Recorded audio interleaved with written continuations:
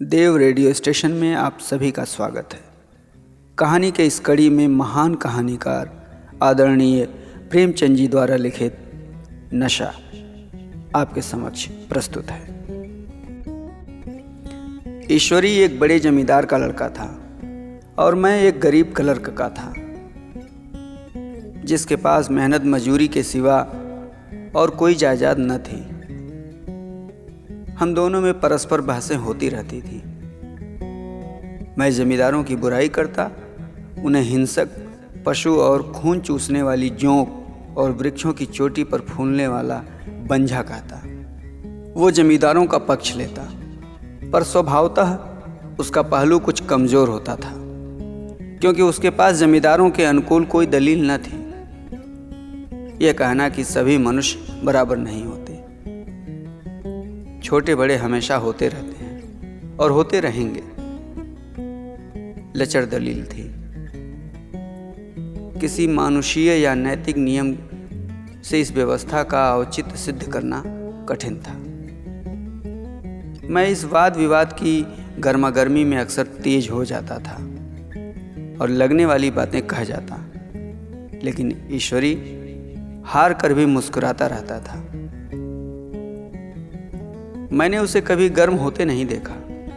शायद इसका कारण यह भी था कि वो अपने पक्ष की कमजोरी समझता था। नौकरों से वह सीधे मुंह बात न करता था। अमीरों में जो एक बेदर्दी और उद्दंडता होती है, उसका उसे भी प्रचुर भाग मिला था। नौकरों ने बिस्तर लगाने में जरा भी देर की, दूध ज़रूरत से ज़्यादा गर्म या ठंडा हुआ, साइकिल अच्छी तरह साफ नहीं हुई तो वो अपने आपे से बाहर हो जाता। सुस्ती, बदतमीजी उसे ज़रा भी बर्दाश्त न थी। पर दोस्तों से और विशेषकर मुझसे उसका व्यवहार सौहार्द और नम्रता से भरा होता था। शायद उसकी जगह मैं होता तो मुझ में वो भी कठोरताएं पैदा हो जाती जो उसमें थी, क्योंकि मेरा लोक प्रेम सिद्धांतों पर नहीं, निजी दशाओं पर टिका हुआ था। लेकिन वो मेरी जगह होकर भी शायद अमीर ही रहता, क्योंकि वह प्रकृति से ही विलासी और ऐश्वर्य प्रिय था। अब की दशहरे की छुट्टियों में मैंने निश्चय किया कि घर न जाऊंगा। मेरे पास किराए के लिए रुपए न थे और न मैं घर वालों को तकलीफ देना चाहता था। मैं जानता हूं कि वे मुझे जो कुछ भी देते हैं वो उनकी हैसियत से बहुत ज़्यादा है। इसके साथ ही परीक्षा का भी ख्याल था। अभी बहुत कुछ पढ़ना बाकी था और घर जाकर कौन पढ़ता। बोर्डिंग हाउस में भूत की तरह अकेले पड़े रहने को भी जी न चाहता था। लेकिन जब ईश्वरी ने मुझे अपने घर चलने का न्योता दिया तो मैं बिना आग्रह के राजी हो गया। ईश्वरी के साथ परीक्षा की तैयारी खूब हो जाएगी। वह अमीर होकर भी मेहनती और ज़हीन है। उसने इसके साथ ही कहा, लेकिन भाई एक बात का ख्याल रखना, वहाँ अगर जमींदारों की निंदा की तो मामला बिगड़ जाएगा और मेरे घर वालों को बुरा लगेगा। वो लोग तो असामियों पर इसी दावे से शासन करते हैं कि ईश्वर ने असामियों को उनकी सेवा के लिए पैदा किया है। असामी भी यही समझता है। अगर उसे सुझा दिया जाए कि जमींदारी और असामी में कोई मौलिक भेद नहीं है तो जमींदारों का कहीं पता न चले। मैंने कहा, तो क्या तुम समझते हो कि मैं वहां जाकर कुछ और हो जाऊंगा? हाँ, मैं तो यही समझता हूं। तो तुम गलत समझते हो। ईश्वरी ने इसका कोई जवाब न दिया। कदाचित उसने इस मामले को मेरे विवेक पर छोड़ दिया और बहुत अच्छा किया। अगर वो अपनी बात पर अड़ता तो मैं भी जिद पकड़ लेता। सेकंड क्लास तो क्या, मैंने कभी इंटर क्लास में भी सफ़र न किया था। अब की सेकंड क्लास में सफ़र करने का सौभाग्य प्राप्त हुआ। गाड़ी तो 9 बजे रात को आती थी, पर यात्रा के हर्ष में हम शाम को ही स्टेशन जा पहुँचे। कुछ देर इधर उधर सैर करने के बाद रिफ्रेशमेंट रूम में जाकर हम लोगों ने भोजन किया। मेरी वेशभूषा और रंग ढंग से पारखी खानसामों को यह पहचानने में देर न लगी कि मालिक कौन है और पिछलग्गू कौन। लेकिन न जाने मुझे उनकी गुस्ताखी बुरी लग रही थी। पैसे ईश्वरी की जेब से गए। शायद मेरे पिता को जो वेतन मिलता है उससे ज़्यादा इन खानसामों को इनाम एकराम में मिल जाता हो। एक अठन्नी तो चलते समय ईश्वरी ने ही दी थी। फिर भी मैं उन सबों से उसी तत्परता और विनय का प्रतीक्षा करता था जिससे वे ईश्वरी की सेवा कर रहे थे। ईश्वरी के हुक्म पर सबके सब क्यों दौड़ते हैं, लेकिन मैं कोई चीज़ मांगता हूं तो इतना उत्साह नहीं दिखाते। मुझे भोजन में कुछ स्वाद न मिला। वो भेद मेरे ध्यान को संपूर्ण रूप से अपनी ओर खींचे हुए था। गाड़ी आई, हम दोनों सवार हुए। खानसामों ने ईश्वरी को सलाम किया, मेरी ओर देखा भी नहीं। ईश्वरी ने कहा, कितने तमीज़दार हैं ये सब, एक हमारे नौकर हैं कि कोई काम करने का ढंग ही नहीं। मैंने खट्टे मन से कहा, इसी तरह अगर तुम अपने नौकरों को भी 8 आने रोज इनाम दिया करो तो शायद इससे ज़्यादा तमीज़दार हो जाएं। तो क्या तुम समझते हो ये सब केवल इनाम के लालच से इतना अदब करते हैं? जी नहीं, कदापि नहीं। तमीज़ और अदब तो इनके रक्त में मिल गया है। गाड़ी चली। डाक थी। प्रयाग से चली तो प्रतापगढ़ जाकर रुकी। एक आदमी ने हमारा कमरा खोला। मैं तुरंत चिल्ला उठा, दूसरा दर्जा है, सेकंड क्लास है। उस मुसाफिर ने डब्बे के अंदर आकर मेरी ओर एक विचित्र उपेक्षा के दृष्टि से देखकर कहा, जी हाँ, सेवक भी इतना समझता है, और बीच वाले बर्थ पर बैठ गया। मुझे कितनी लज्जा आई कह नहीं सकता। भोर होते होते हम लोग मुरादाबाद पहुंचे। स्टेशन पर कई आदमी हमारा स्वागत करने के लिए खड़े थे। 2 भद्र पुरुष थे, 5 बेगार। बेगारों ने हमारा लगेज उठाया। दोनों भद्र पुरुष पीछे पीछे चले। एक मुसलमान था, रियासत अली। दूसरा ब्राह्मण था, राम हरख। दोनों ने मेरी ओर अपरिचित नेत्रों से देखा, मानो कह रहे हैं, तुम कौवे होकर हंस के साथ कैसे? रियासत अली ने ईश्वरी से पूछा, ये बाबू साहब आपके साथ क्या पढ़ते हैं? ईश्वरी ने जवाब दिया, हाँ, साथ पढ़ते भी हैं और साथ रहते भी हैं। यूं कहिए कि आपकी ही बदौलत में इलाहाबाद में पढ़ा हूं, नहीं कब का लखनऊ चला आया होता।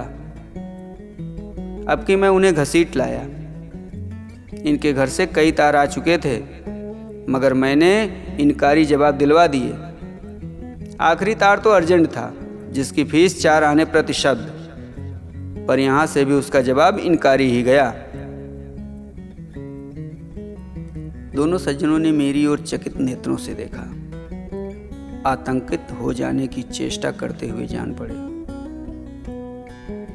रियासत अली ने अर्धशंका के स्वर में कहा, लेकिन आप बड़े सादे लिबास में रहते हैं। ईश्वरी ने शंका निवारण की, महात्मा गांधी के भक्त हैं साहब, खद्दर के सिवा कुछ नहीं पहनते। पुराने सारे कपड़े जला डाले। यूं कहो कि राजा हैं, 2.5 लाख सालाना की रियासत है, पर आपकी सूरत देखो तो मालूम होता है अभी अनाथालय से पकड़ कर आए हैं। राम हरख बोले, अमीरों का ऐसा स्वभाव बहुत कम देखने में आता है, कोई भांप भी नहीं सकता। रियासत अली ने समर्थन किया, आपने महाराज चांगली को देखा होता तो दांतों उंगली दबाते, एक गाढ़े की मिर्जई और चमरौथे जूते पहने बाजारों में घूमा करते थे। सुनते हैं एक बार बेगार में पकड़े गए थे और उन्हीं ने 10 लाख से कॉलेज खोल दिया। मैं मन में कटा जा रहा था, पर न जाने क्या बात थी कि यह सफ़ेद झूठ उस वक्त मुझे हास्यास्पद न जान पड़ा। उसके प्रत्येक वाक्य के साथ मानो मैं उस कल्पित वैभव के समीपतर आता जाता था। मैं शाहसवार नहीं हूँ। हाँ, लड़कपन में कई बार लद्दू घोड़े पर सवार हुआ हूँ। यहाँ देखा तो 2 कलां रास घोड़े हमारे लिए तैयार खड़े हैं। मेरी तो जान ही निकल गई। सवार तो हुआ, पर बोटियां कांप रही थीं। मैंने चेहरे पर शिकन न पड़ने दिया। घोड़े को ईश्वरी के पीछे डाल दिया। खैरियत यह हुई कि ईश्वरी ने घोड़े को तेज न किया, वरना शायद मैं हाथ पांव तुड़वा कर लौटता। संभव है ईश्वरी ने समझ लिया हो कि वो कितने पानी में है। ईश्वरी का घर क्या था? किला था, किला। इमामबाड़े का सा फाटक, द्वार पर पहरेदार टहलता हुआ, नौकरों का कोई हिसाब ही नहीं, एक हाथी बंधा हुआ। ईश्वरी ने अपने माता पिता चाचा ताऊ आदि सबसे मेरा परिचय कराया, और उसी अतिशयोक्ति के साथ ऐसी हवा बांधी कि कुछ न पूछिए। नौकर चाकर ही नहीं, घर के लोग भी मेरा सम्मान करने लगे। देहात के जमींदार, लाखों का मुनाफा, मगर पुलिस कांस्टेबल को भी अफसर समझने वाले कई महाशय तो मुझे हुजूर हुजूर कहने लगे। जब जरा एकांत हुआ तो मैंने ईश्वरी से कहा, तुम बड़े शैतान हो यार, मेरी मिट्टी क्यों पलीद कर रहे हो? ईश्वरी ने सुदृढ़ मुस्कान के साथ कहा, इन गधों के सामने यही चाल जरूरी थी, वरना सीधे मुंह बोलते भी नहीं। जरा देर के बाद एक नाई हमारे पांव दबाने आया। कुंवर लोग स्टेशन से आए हैं, थक गए होंगे। ईश्वरी ने मेरी ओर इशारा करके कहा, पहले कुंवर साहब के पांव दबा। मैं चारपाई पर लेटा हुआ था। मेरे जीवन में ऐसा शायद ही कभी हुआ हो कि किसी ने मेरे पांव दबाए हों। मैं इसे अमीरों के चोंचले, रईसों का गधापन और बड़े आदमियों की मुटमर्दी और जाने क्या क्या कहकर ईश्वरी का परिहास किया करता था। और आज मैं पोतड़ों का रईस बनने का स्वांग भर रहा था। इतने में 10 बज गए।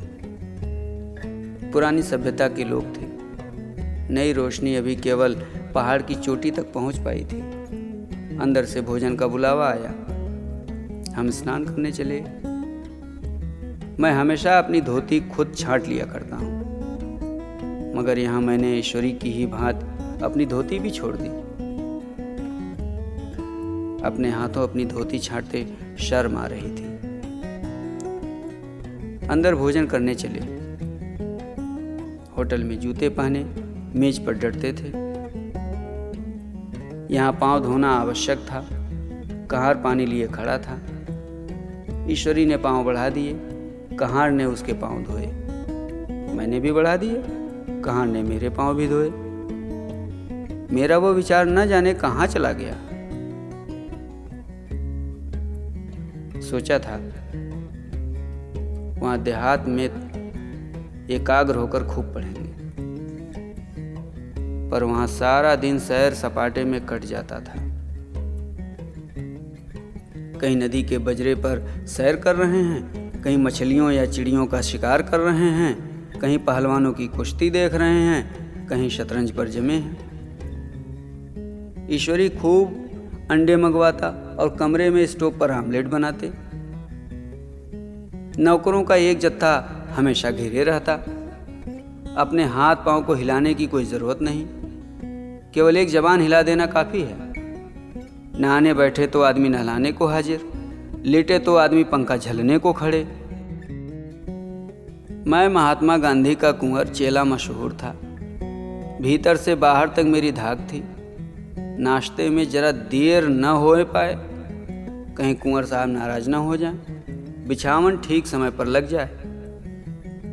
कुंवर साहब के सोने का समय आ गया। ईश्वरी से भी ज्यादा नाजुक दिमाग बन गया था या बनने पर मजबूर किया गया था। ईश्वरी अपने हाथों से बिस्तर बिछा ले, लेकिन कुंवर मेहमान अपने हाथों से कैसे अपना बिछावन बिछा सकते हैं? उनकी महानता में बट्टा लग जाएगा। एक दिन सचमुच यही बात हो गई। ईश्वरी घर में थे। शायद अपनी माता से कुछ बातचीत करने में देर हो गई। यहाँ 10 बज गए।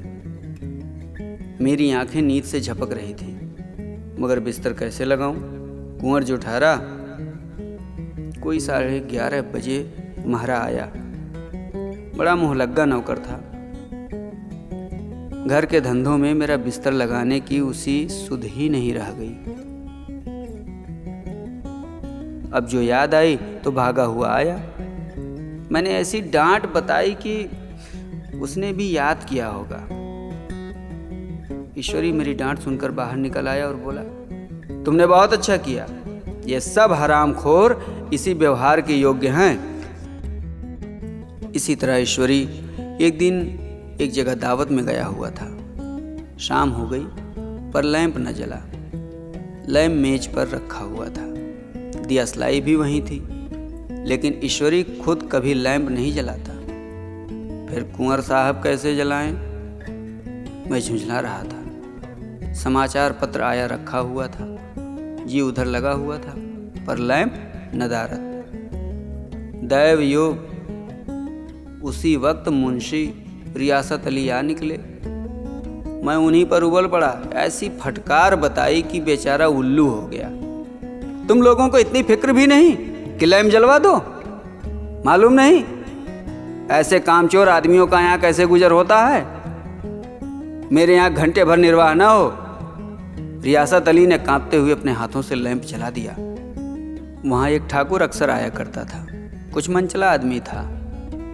महात्मा गांधी का परम भक्त। मुझे महात्मा जी का चेला समझकर मेरा लिहाज करता था, पर मुझसे कुछ पूछते संकोच करता था। एक दिन मुझे अकेला देखकर आया और हाथ बांधकर बोला, सरकार तो गांधी बाबा के चेले हैं ना?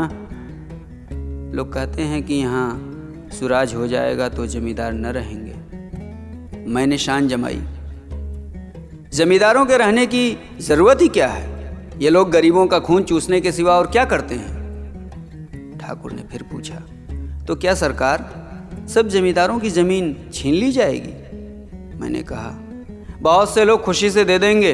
जो लोग खुशी से न देंगे उनकी जमीन छीननी ही पड़ेगी। हम लोग तो तैयार बैठे हुए हैं। ज्यों ही स्वराज्य हुआ अपने सारे इलाके असामियों के नाम हिब्बा कर देंगे। मैं कुर्सी पर पांव लटकाए बैठा था। ठाकुर मेरे पांव दबाने लगे। फिर बोला, आजकल जमींदार लोग बड़ा जुल्म करते हैं सरकार। हमें भी हुजूर अपने इलाके में थोड़ी सी जमीन दे दें तो चलकर वहीं आपकी सेवा में रहें।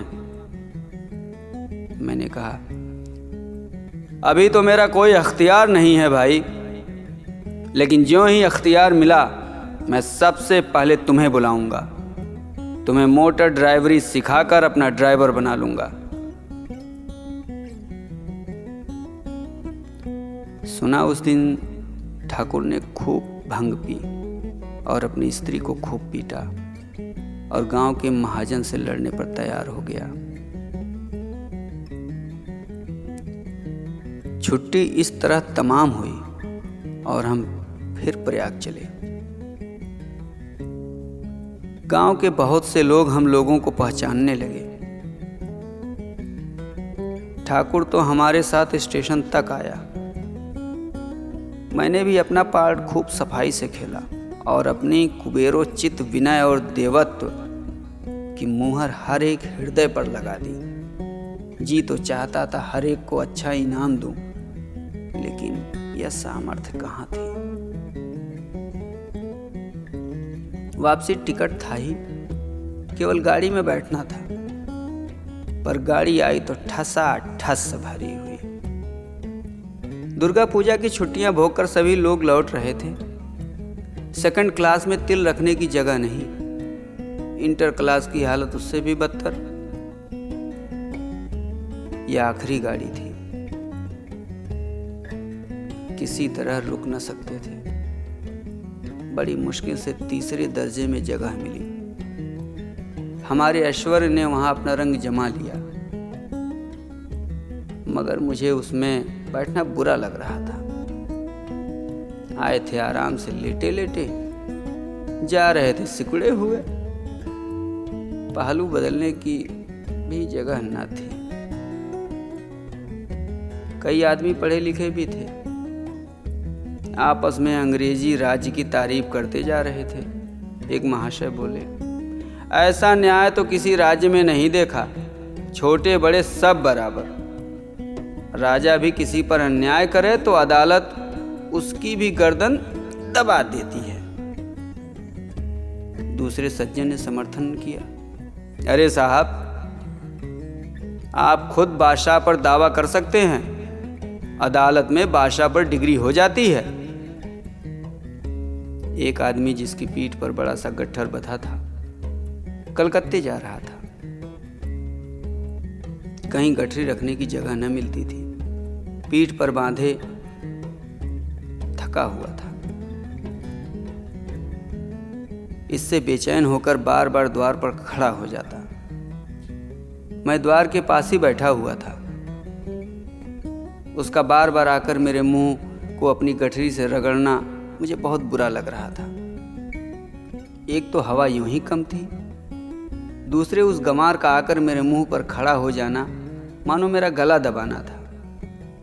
मैं कुछ देर जब्त किए बैठा रहा। एकाएक मुझे क्रोध आ गया। मैंने उसे पकड़कर ढकेल दिया और 2 तमाचे जोर जोर से लगाए। उसने आंखें निकाल कर कहा, क्यों मारते हो बाबूजी, हमने भी किराया दिया है। मैंने उठकर 2-3 तमाचे और जड़ दिए। गाड़ी में तूफान आ गया। चारों ओर से मुझ पर बौछारें पड़ने लगी। अगर इतने नाजुक मिजाज हो तो अव्वल दर्जे में क्यों नहीं बैठे? कोई बड़ा आदमी होगा तो अपने घर का होगा। मुझे इस तरह मारते तो दिखा देता। क्या कसूर किया था बेचारे ने, हैं? गाड़ी में सांस लेने की जगह नहीं, खिड़की पर जरा सांस लेने के लिए खड़ा हो गया तो उस पर इतना क्रोध। अमीर होकर क्या आदमी अपनी इंसानियत बिल्कुल खो देता है? यह भी अंग्रेजी राज है जिसका आप बखान कर रहे थे। एक ग्रामीण बोला, दफ्तरन मां घुसन तो पावत नहीं, उस पर इतना मिजाज। ईश्वरी ने अंग्रेजी में कहा, what an idiot you are बिर। और मेरा नशा कुछ कुछ उतरता हुआ मालूम होता था।